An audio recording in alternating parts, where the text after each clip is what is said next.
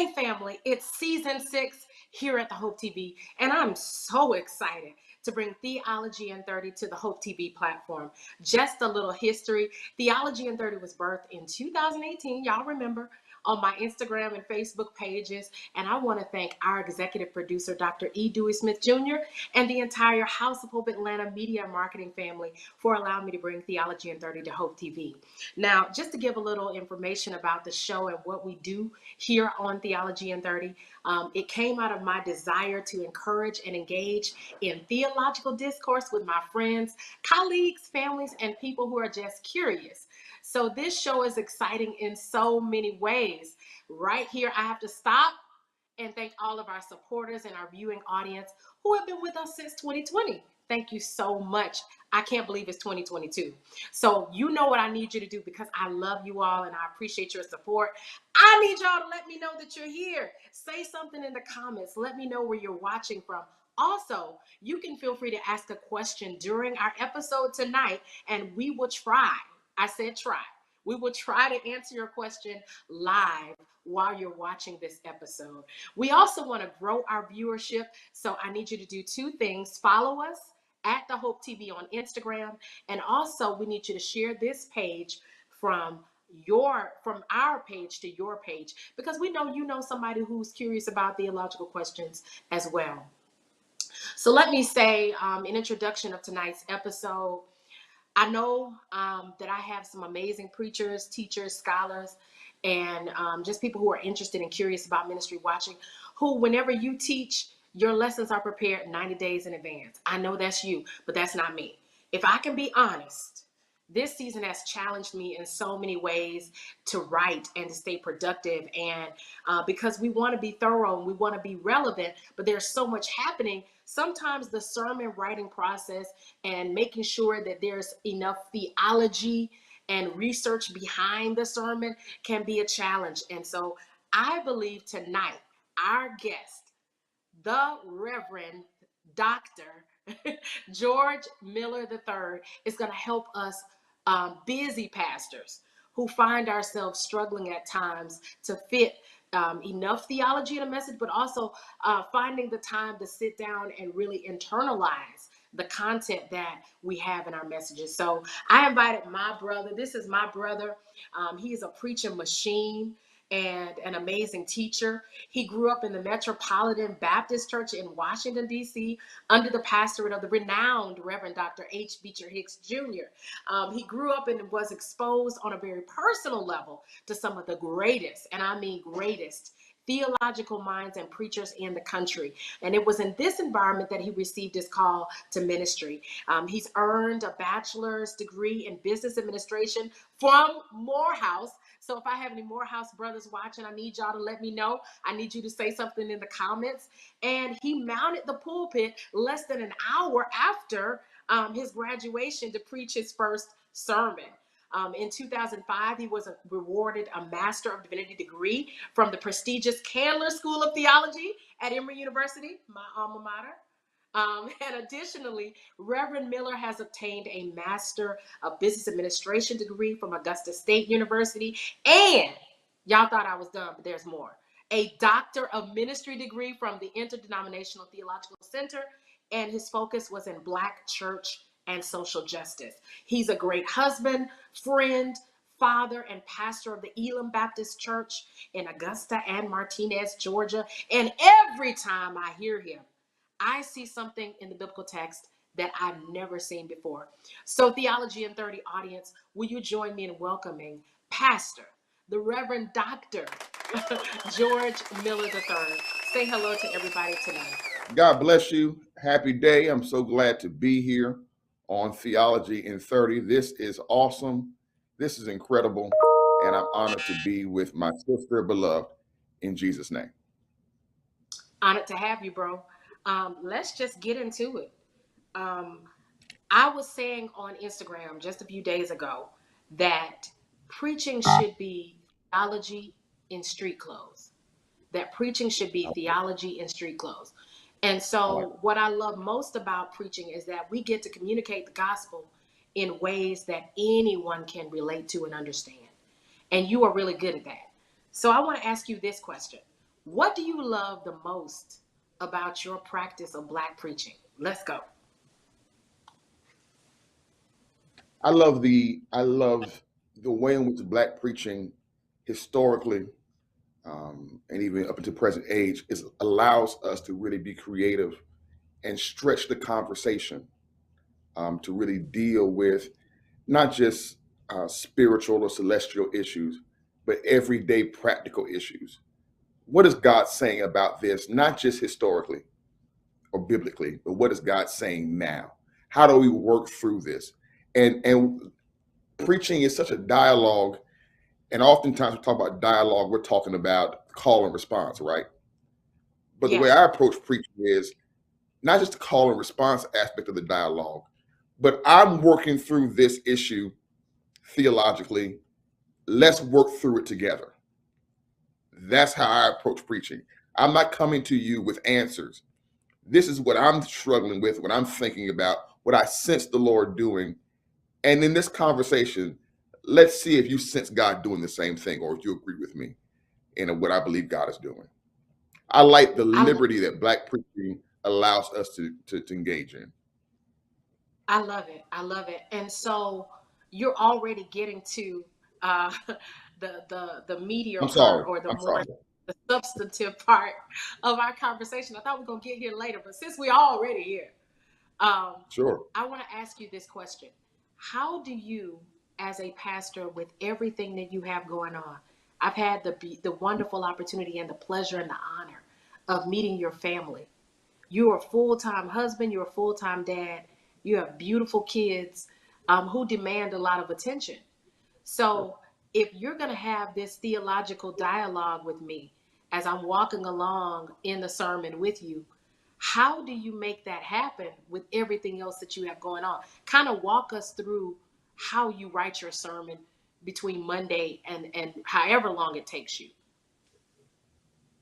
Well, I think one of the things that's important is I'm not a novice. I think that's helpful. I think you can take on additional responsibilities the more you mature, especially as a pastor, the more you mature Absolutely. in your pastorate as a woman or man of God. Okay. So I'm not a novice. I've been preaching now. My bio says since 2002. That's when I got licensed. But I was bootlegging a couple of years before that. So you're Right? talking about 20, you're talking about 20 years, 20 plus years of wrestling with the text over it. I'm at a place now where it's getting to the point where there are very few biblical texts that I have not preached at some point in my. I've been pastoring since 2005, on and off. So there's a familiarity with the biblical text. There's life experience. I'm in my early 40s now. There's life experience, and so one of the things I've learned to do is, of course, not to wait till Saturday night to throw something together. Okay, not even wait till Friday night or Thursday night. But I'm wrestling with the text. I try to take the best part of my week is Sunday afternoon after church, because I feel like from that point until right around midday, Monday, evening Monday, I can be free. Then around Yes. Tuesday, and even then I'm wrestling, thinking about it. But even around Tuesday, I'm thinking about it. And I plan my preaching out. Like you talked about, I'm one of those guys. I started doing this 2, 3 years ago, more like 4 years ago now. But I will try and map out my preaching for 6 months to an entire year. I've done that where Yes. I sat down and mapped out, okay, this is what I'm doing, what we're doing. And in my mind, there's nothing, you know, that's no less religious or spiritual than getting it at the last minute. No, I plan it out. I'm planning it out. And I think God honors that. God honors that discipline. God honors that commitment. If the Holy Mm-hmm. Spirit tells me to do something different, that's what we're going to do. Um, but that's how I do it. And then that allows me to be a husband. My wife's a preacher and my partner in ministry in so many ways. And so she understands the dynamic. She preaches as well at our churches. I have 5 boys. And here's the cool thing: my oldest is a teenager now, so he can shoulder some of this load with his little brothers. So that's a new dynamic. Yeah. And so life has a way of working together, harmonizing itself. I think when you're in the will of God, and all things do work together for the good. God graces us to do it. But yeah, there's a maturity there, there's an experience there, and there's a walk with the Lord that allows me, I think, to do this.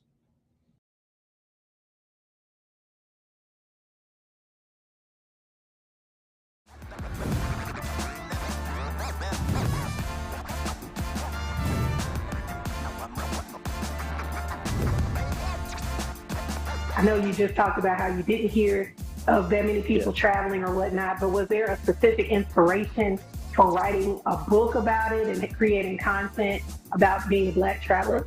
I barely saw any Black person, blogs, YouTube videos of anybody who looks like us traveling abroad. Mm-hmm. And it's kind of one of those situations where it's like, okay, either put up or shut up, basically. I've been thinking for a while, thinking, okay, what's a little something I can do on the side or a little change on the side that hasn't been done before? And I thought about it, like, wait, no one's really wrote a Black travel guide for another country. And so I took that last summer to go out almost every day, going out, taking pictures, doing research, all that jazz. And that's what led up to writing the book, our first book.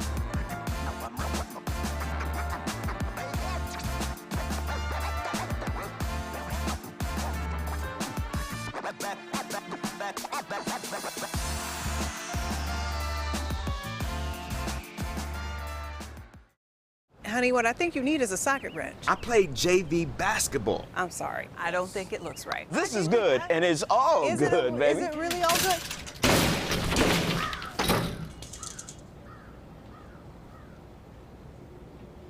If you love me enough to routinely test your handyman skills, not to mention the strength of your marriage, then of course you'll visit nhtsa.gov/the-right-seat to make sure I'm in the right car seat. I'm gonna call my dad. You know, even if you purchase a new home, projects never end. They never stop. So it's like you think you finished something and here it is, something else comes up, seasons change. I think this is where American homebuyers get it wrong. You've got this house that you're buying and you're going to have it for the next 15 to 30 years. Take care of the real repairs first. Yeah. If you want to put in flooring, if you want to paint or wallpaper or do new lighting, look for the Home Depot sales and the Lowe's sales and the suppliers out there that are going to train you for free. You can take a class to put in flooring. I think a lot of members want to do the HGTV house right off the bat. The things that are improvement related, take your time. You've got time. You don't need to run out and buy furniture for a house. You don't need to run it, live in it. Understand your home. Your home has a vibe. How do you want it to feel? How you want it to look? You're not going to know that within the first 6-7 months of living in that home. It takes about a good year. Slow down. You don't need the biggest, the baddest, the best. You need the most affordable.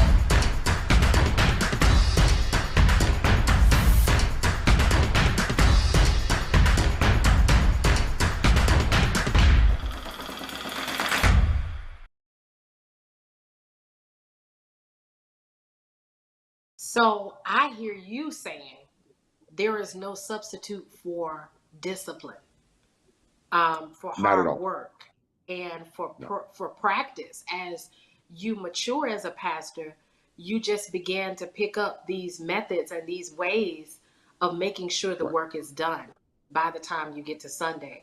I love that. So let me ask you this. Is there one central theological claim that when you look back on all of your messages, we know that your doctorate is in Black church and social justice.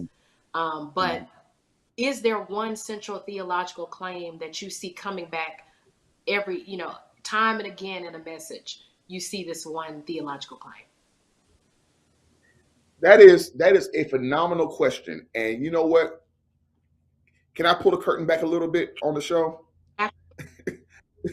Absolutely. Because when we talked about this sort of early on, you sent the dialogue through email and like this question popped up, and I had to sort of go back in my sermons and back to the discipline point.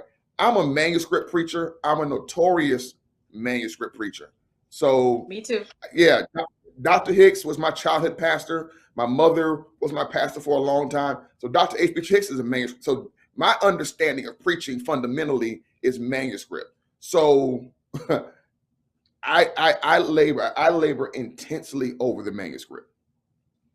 So, and I got a whole system, again, back to that discipline, whole system of cataloging and filing, a whole spreadsheet and all that kind of stuff. So I'm able to go back and look at messages. And when that question was asked, sort of in the pre-production, I was like, what is the overarching theme of my preaching? And here's what it is. It is the Lordship of Jesus Christ. Wow. Coupled with the grace that comes along with that lordship. That's been the thread and the theme. I think I would like to think it was other stuff, honestly, Jennifer. I really would, and that may be my own desire and ego, but when I really look at it, that's what it is. That's what it has been almost the entirety of my ministry. It comes back to the Lordship of Jesus Christ. And a close second, or maybe in tandem with that, is the grace that accompanies that lordship. When we accept Christ as Lord, the grace and the mercy that comes along with that. Everything else, secondary, tertiary, contrary. That is the primary, I think, theological claim that my preaching has made now these 20 plus years. So I'm glad that you said that. You know, I did not know what your answer was going to be going into this conversation. And you know that I'm in this journey of articulating what my homiletical theory is for the PhD program in Black preaching and sacred rhetoric. Like, that's no mystery. So I'm living very close to this whole idea of exploring what you've been doing. I'm 22 years in. So exploring what I've been doing and figuring out what box it fits into, what exegetical toolkit or homiletical toolkit it fits into. And one thing that has been central to me and my preaching is, if the preaching is not about God, it's not preaching. Surely. And we both know that some sermons have some content, but there is no key theological claim leading back to, like you said, the Lordship of Jesus, or leading back to some claim about God's activity in the world and who God is, who God shows up as, right? And so I'm really glad to hear you say that.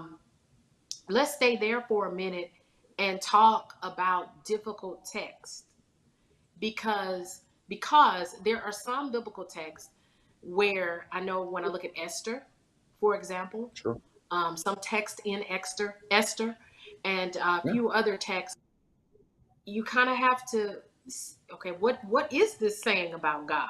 What is what the text is speaking about God something that I want to echo in this climate? I mean, we can take that and run a whole bunch of places. But let me ask you, as a veteran preaching pastor, have there been some text that you preached and you were like, man, that was hard? And how did you deal with it? How did you wrestle with it? Surely there have been many. I think we keep coming back to this theme about tenure and maturity and the like, and that I guess we didn't anticipate it going here, but that's where it's trending. And I think that's very important, because as you live life, you will discover that you will come up on situations and circumstances as a pastor and preacher that's going to force you to preach difficult biblical texts. You cannot avoid them. I think when you're younger, first you can sort of cherry pick, especially when you're not pastoring. You can cherry pick. For me, I'll just generalize it by saying this: the texts that have always dealt with death, in particular the death of young people, children, babies, stuff like that, has always been a challenge for me. I started pastoring. I got married, started pastoring, and had my first child very close together within like the same year, 2-year period. And so that's always been very difficult for me to preach those kind of situations, to be in funerals where I had to preach funerals for young people. Okay. Babies. I forget, I never forget, I was part of one funeral of a baby. It's a baby. I mean, a baby. And I had at that time, I still have a 2-year-old. I have 5 boys. So I still have a 2-year-old, but back then I think I had 2 or 3 small children. And to sit there in the service and see the little baby's casket up front and to hear the little brother, they got the picture of the baby on the screen, and to hear the older brother, who was not much older, call the name of his baby brother on the screen, just broke me down. I boohooed and cried and wept hard. I'm not talking about a lonely Denzel Washington glory tear. I'm talking about full on tears. I mean, full on tears, snot, the whole deal. Yes. And you still got to get up and preach. Yes. So it requires that. Yeah. I mean, that leads me to the next question.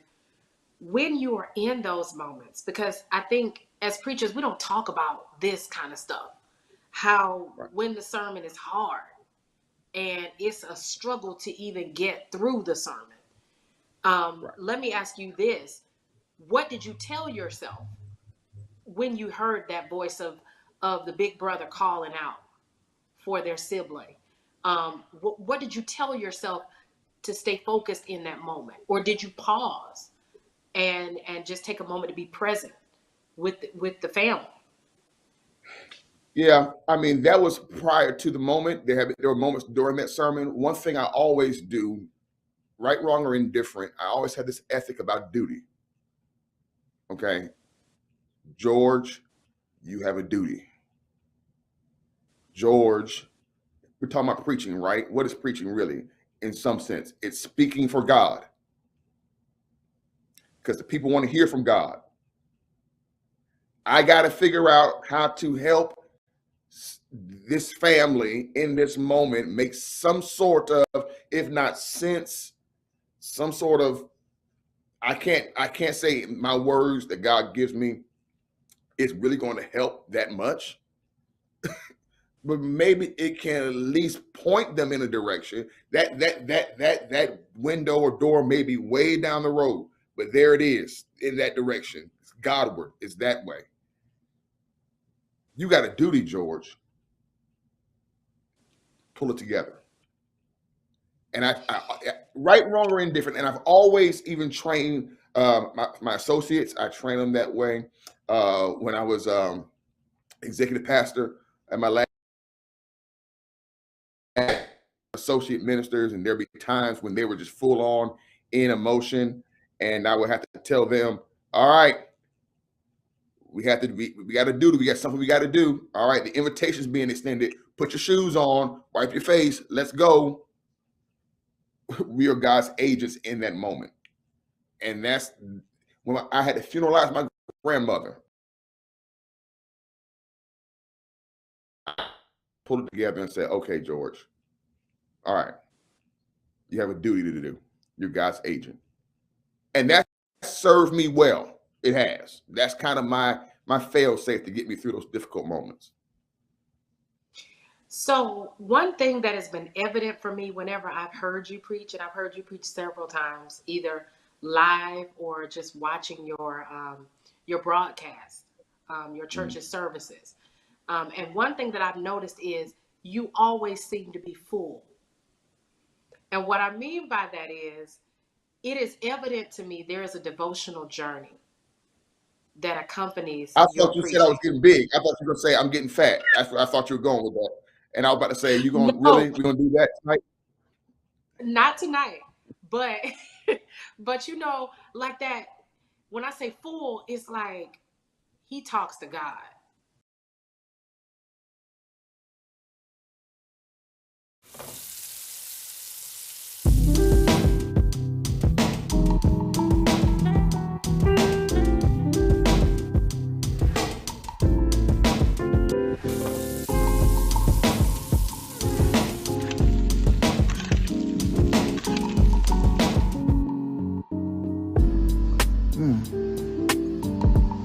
nice.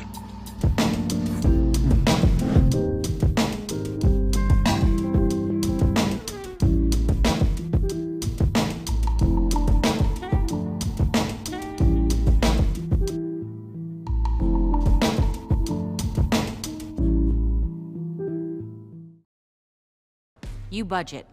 You pay bills. Yet somehow, women like you, like me, are 80% more likely than men to live in poverty in retirement. So here's what we're going to do now. We're going to save ourselves by setting a goal to save 2% more of our income for our retirement. Why 2? 1% honors you. And 1% honors all womankind. So come on. Learn more about the 2% challenge at WeSaySaveIt.org.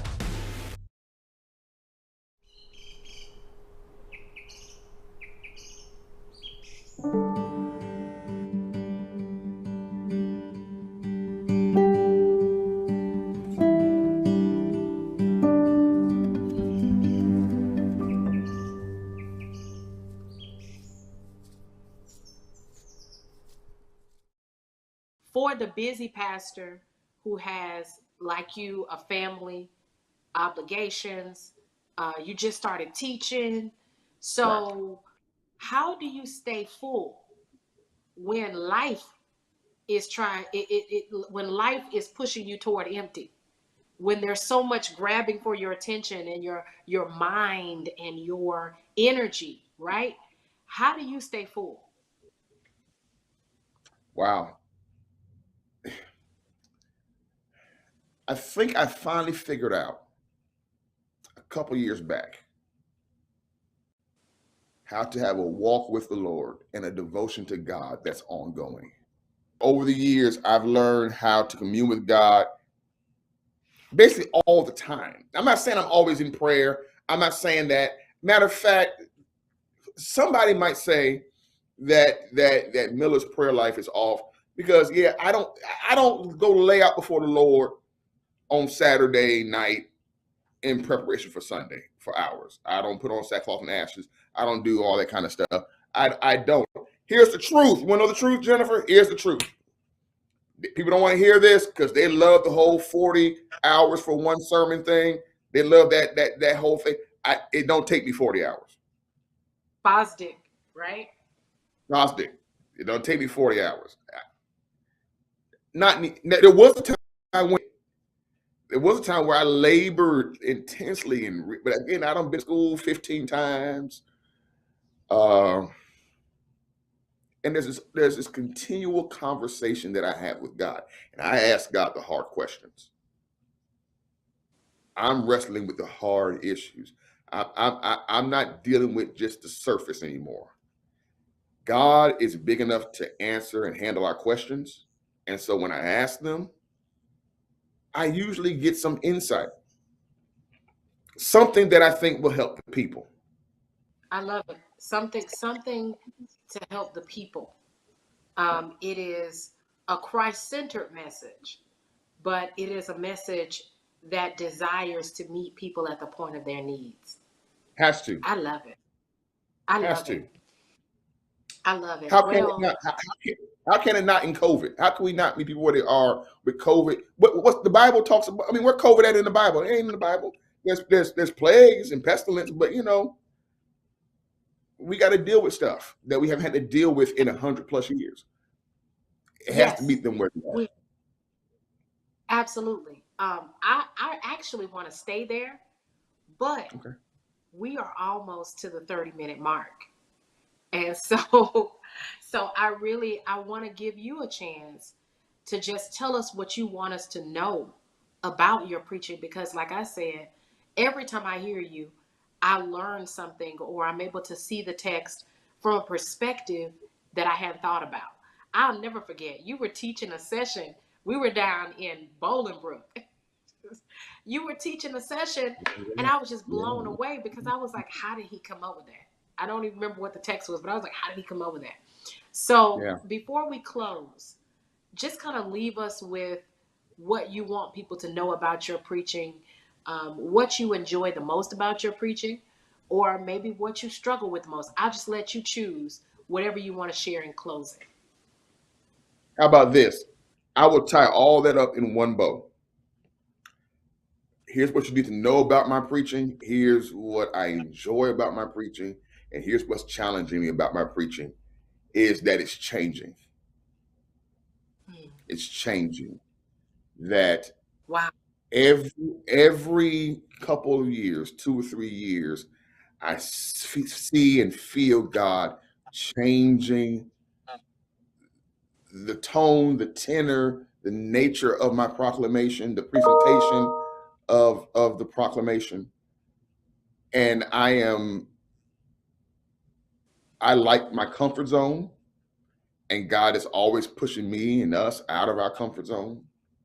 Yes. So I don't like that part, but at the same time, I enjoy it because it means that I'm maturing and getting better, amen, and walking with God and allowing God to move in my life in ways that God sees fit and not George.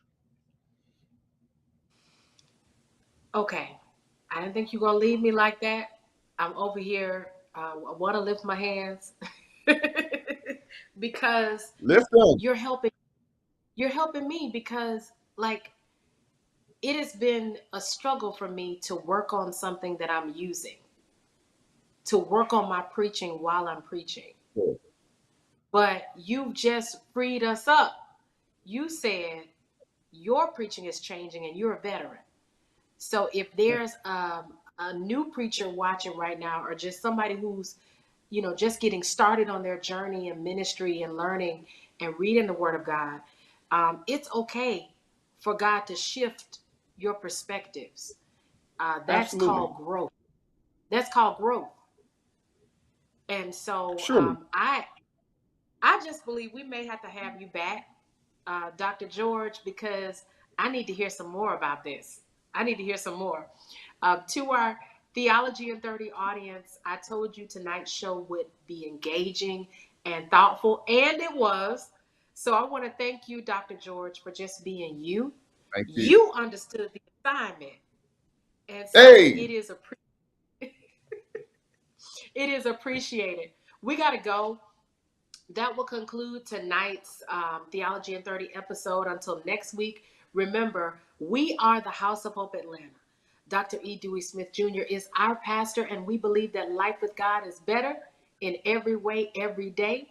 I want to thank my brother again for coming to share with us, and I want to thank our viewing audience for hanging out with us tonight. Until next week, be blessed, family, and know that God loves you unconditionally. See you next week.